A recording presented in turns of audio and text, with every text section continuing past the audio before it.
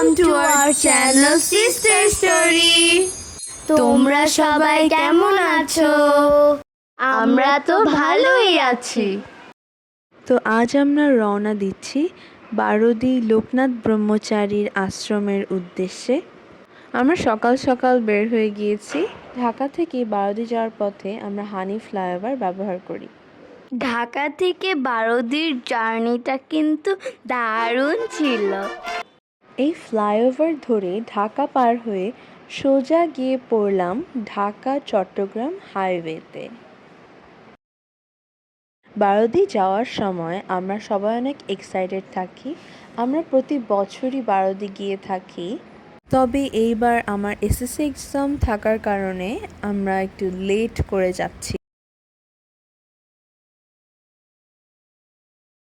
তারপর আমরা শীতলক্ষ্যা নদীর কোল ঘেঁষে পার হলাম ঐতিহ্যবাহী কাঁচপুর ব্রিজ, যা আমাদের দ্রুত পৌঁছে দেয় আমাদের কাঙ্ক্ষিত গন্তব্য সোনারগাঁওয়ের ঐতিহ্যবাহী বারোদিতে।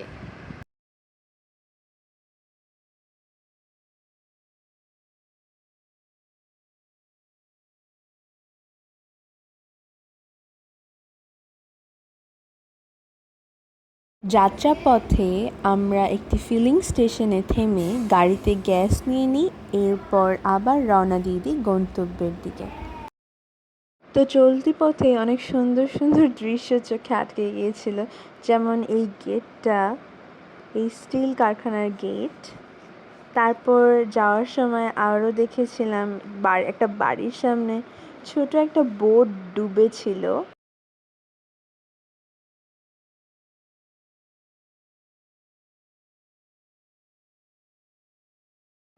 আমি আর দাদা যাওয়ার সময় একটু বোর্ড হয়ে গিয়েছিলাম, তাই আমরা চড়ুই পাখি 12টা খেলেছিলাম।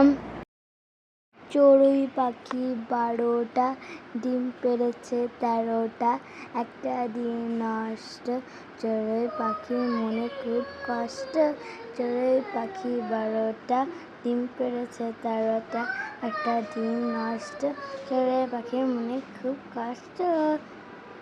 চড়ুই পাখি 12টা, ডিম পেড়েছে 13টা, একটা ডিম নষ্ট, চড়ুই পাখির মনে খুব কষ্ট। তারপর আমরা আস্তে আস্তে খেলতে খেলতেই পৌঁছে যাই গ্রামের দিকে, মহাজনপুর গ্রাম। তো যাওয়ার পথেই ছিল মহাজনপুর ব্রিজ।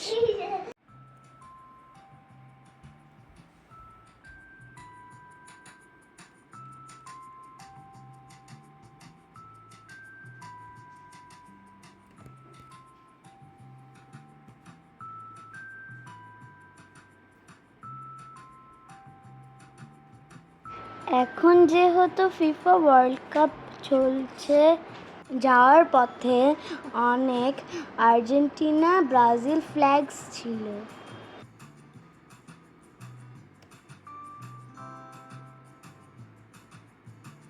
এরপর আস্তে আস্তেই আমরা পৌঁছে যাই বারোদি লোকনাথ ব্রহ্মচারীর আশ্রমে। তো যাওয়ার সময় আমরা সবসময় সামনের গেটে ব্যবহার করি, কিন্তু এইবার আমরা এই গেটটা ব্যবহার করেছি। আমরা যখন যাই তখন মন্দিরে তেমন ভিড় ছিল না, কারণ আজকের দিনে কোনো বাবার অনুষ্ঠান নেই বলে, বা আমাদের ধর্মীয় কোনো অনুষ্ঠান ছিল না বলে অনেকেই বারোদিতে আসেনি। আমি আজটা মন্দিরে পাঠানের সঙ্গে ছবি তুলি। বারোদির মেইন গেটের সাথেই থাকে অনেকগুলো সন্দেশের দোকান, সন্দেশ, নিমকি সহ আরও অনেক দোকান থাকে। ধর্মীয় জিনিসপত্র ওইখানে বিক্রি করা হয়। ঢোকার সময় পাশেই ছিল লোকনাথ বাবার সমাধি মন্দির, আর বাবার আশ্রমের বরাবরই ছিল একটি বকুল গাছ। বাবা লোকনাথ 31শে আগস্ট 1730 খ্রিস্টাব্দে ইন্ডিয়ার ওয়েস্ট বেঙ্গলে জন্মেছিল। তিনি 11 বছর বয়সেই সন্ন্যাস জীবন বেছে নেন।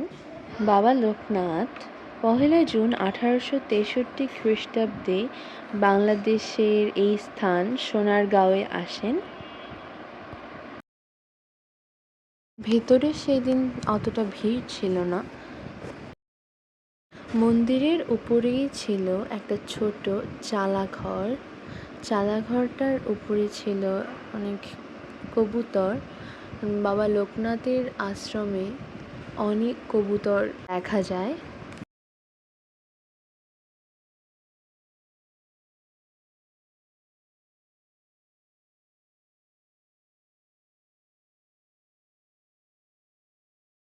আর এটাই বাবা লোকনাথ ব্রহ্মচারীর বারদির আশ্রমের সেই ঐতিহাসিক বকুল গাছ। শত বছরের এই প্রাচীন গাছ কালের সাক্ষী হয়ে বাবা লোকনাথের পুণ্য স্মৃতি ধরে সগৌরবে দাঁড়িয়ে আছে এই বারদি আশ্রমে। তো তারপর সেখানে আমরা ফল ভোগ দিই এবং প্যারা সন্দেশ ভোগ দিই এবং বাবার নামে প্রার্থনা করি। মা সেখানে গীতা পাঠ করেছিল।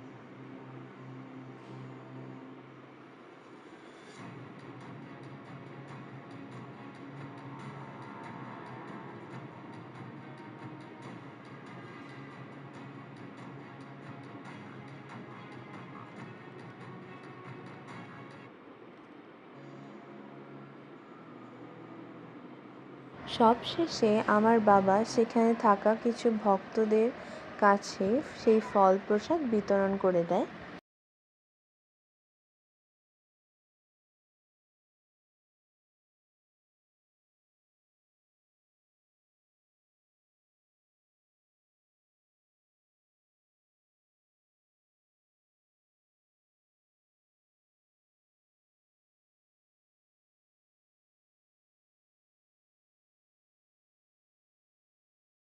এরপর সেখান থেকে মোম আগর কিনে আমরা আরতি করি বাবা লোকনাথের উদ্দেশ্যে।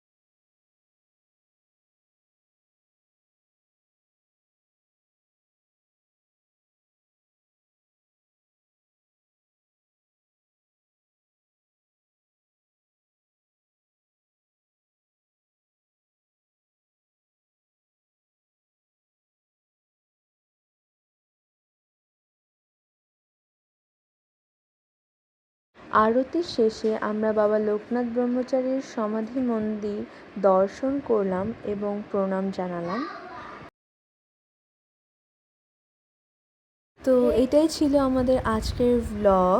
তোমাদের কেমন লাগলো আজকের ব্লগ কমেন্টে জানিও। আর সাবস্ক্রাইব করতে ভুলবে না কিন্তু।